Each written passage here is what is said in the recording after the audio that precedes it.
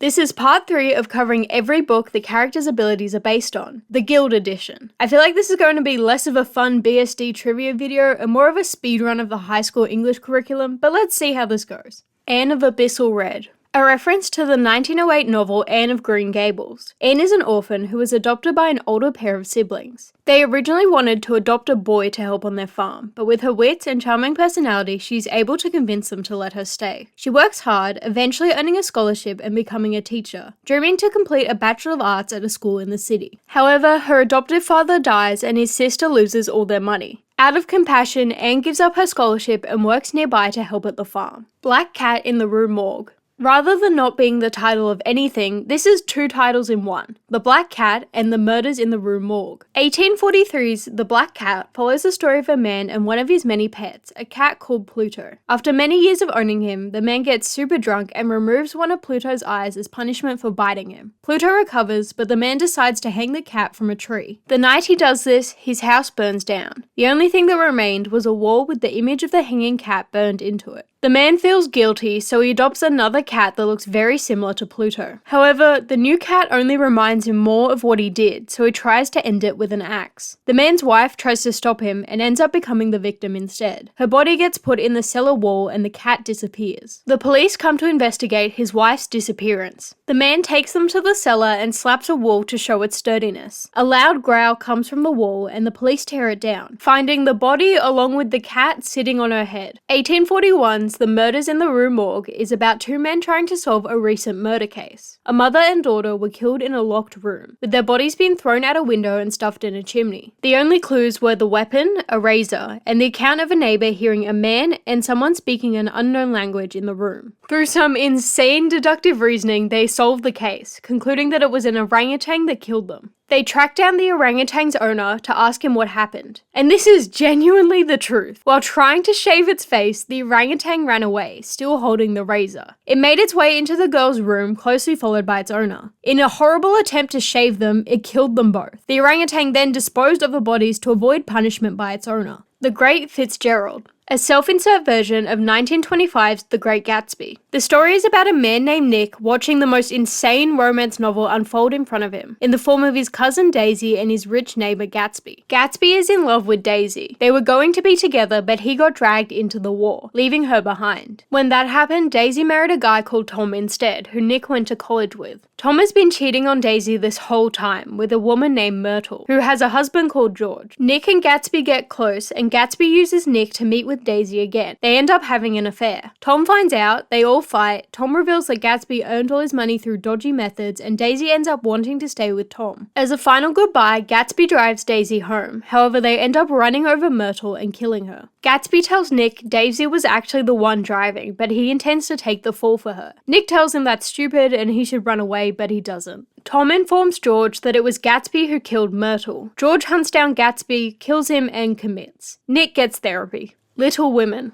An 1868 novel that follows the lives of 4 sisters, Meg, Jo, Beth, and Amy. With their father being sent to fight in the war, the girls have to take up different roles to support their family. It covers their daily lives and the usual romantic drama. The interesting stuff happens once Beth falls ill, and the remaining girls have to reshuffle their lives to help her. Their father returns from war, Meg gets married, Jo writes smut for a living but doesn't get with this guy who likes her, and Amy goes to Europe. Beth's health deteriorates from her illness, eventually killing her. Amy meets the guy who tried to get with Jo, and they get together instead. Jo ends up with a guy from Berlin. They start a school together. All is well, except for Beth. The Great Old Ones. Just like how it's not an ability, it's also not the title of anything. The Great Old Ones is the name given to the all-powerful, godlike beings that make up the bulk of Lovecraft's works. Grapes of Wrath. A real novel released in 1939. After a guy called Tom gets out of jail for manslaughter, we are introduced to his family, the Jodes, consisting of 12 people, and also Tom's friend Casey. While he was in jail, due to both poor conditions in the banks, they have lost all their money and are unable to keep their farm in Oklahoma. So they decide to make the journey to California to find work. Along the way, the 2 elderly members of the family die and 2 of the young men leave. When they reach California, they realize that everything is screwed up there too. It's difficult to find work and wages are low.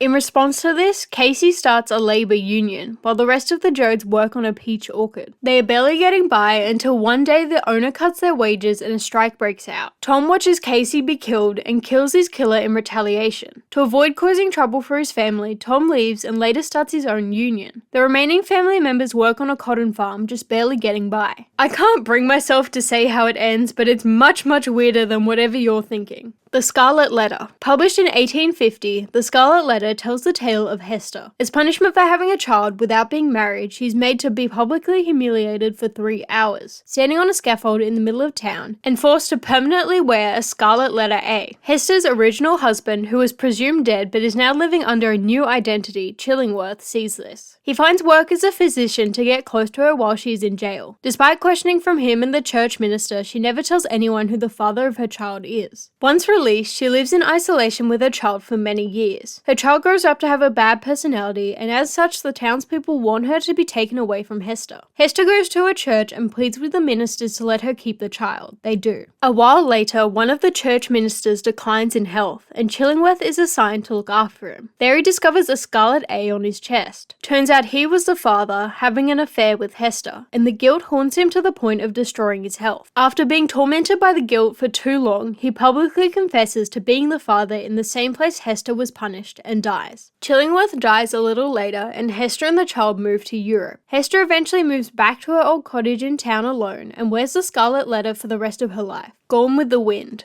The only book of Mitchell's that was published while she was alive, released in 1936. Set during the American Civil War, it depicts the life and romances of Scarlet. Scarlet likes this guy called Ashley, but he's already engaged to his cousin Melanie, so Scarlet gets with Melanie's brother Charles instead. He gets her pregnant and then dies of pneumonia. She has their kid and moves in with Melanie. There she meets a guy called Rhett. They get pretty close, but she's still in love with Ashley. Ashley visits them and tells Scarlet to look after Melanie for him before returning to the war. Melanie has a child, the war goes on, people die, Scarlet kills a guy, the usual. Once the war ends, Ashley comes back and gets with Melanie again. Scarlet tries to get with Rhett for his money, but he refuses, so she marries another guy, Frank. She starts a business, has his kid, and still tries to get with Ashley. Something I can't say on YouTube happens, and Frank gets killed. She then manages to marry Rhett for his money and has his kid, all while still being in love with Ashley. Years pass, their kid dies after falling off a horse and Rhett basically loses it. Melanie gets sick and tells Scarlet to look after Ashley before dying. And this is the point in the story where Scarlet decides she doesn't actually love Ashley. She tries to go back to Rhett. Rhett wants no part in it, so she just goes home. Huck, Finn, and Tom Sawyer. This is another combination title, once again making this video longer. The important part of 1876's The Adventures of Tom Sawyer goes like this. 2 kids, Tom and Huck, end up witnessing a murder. A guy was killed by a man named Joe in a grave robbing gone wrong, but Joe managed to convince his mate Potter that he did it. The boys run away for a bit, come back, and Tom ends up testifying in Potter's trial, saying Joe actually did it, so Joe goes into hiding. While searching for hidden gold stolen by Joe, Huck stumbles upon another murder plot by him, but manages to stop it. At the same time, Tom was lost in a cave, where he ends up seeing Joe hiding. After finding his way out, the cave was sealed shut, and Joe, now locked inside, starved to death. Huck realizes Joe hid the gold inside the cave, they find it, and get it invested at the bank. 1884's The Adventures of Huckleberry Finn is the immediate sequel. Huck's father wants to steal the money he found, so he locks him in a cabin. Huck fakes his death and runs away, meeting an African-American guy called Jim. They use a raft to float down the Mississippi River to Illinois. Along the way, they sink a steamboat, nearly get killed a couple times, watch a lot of people get killed, and get involved with a duo who are scamming people. Huck manages to escape from the duo, but finds out Jim was taken to a family called the Phelpses, so Huck goes to free him. The Phelpses turn out to be Tom Sawyer's relatives, who they mistake Huck for. Tom eventually shows up, pretends to be his brother, with Huck still pretending to be Tom, and work together to free Jim. They do this dramatic rescue, but Tom gets injured and Jim stops to help him, resulting in his capture again. In the end, Tom's guardian shows up and it's revealed that all this was pointless because Jim was already freed by his previous employer, which Tom actually knew about, but he helped anyway because he thought it would be fun. Moby Dick. Released in 1851, the novel is mostly just a discussion about whales. The plot that we do get involves a man named Ishmael joining the crew of a ship led by the captain Ahab. Ahab had his leg bitten off by a whale and is now on a quest to get revenge. They travel the seas and meet lots of other ships on their journey before they eventually spot the whale. They chase it for 3 days, but the whale fights back, dragging Ahab to his death, sinking the ship, and as a result killing the entire crew. Except for Ishmael. He holds onto a wooden coffin floating in the water and gets rescued by one of the ships they met along the way, surviving the whole ordeal. I was going to include every foreigner in this video, but it got too long. I already have Fyodor and Nikolai's parts written out, so it looks like there will be a part 4. You better be excited, please. Thank you for your time.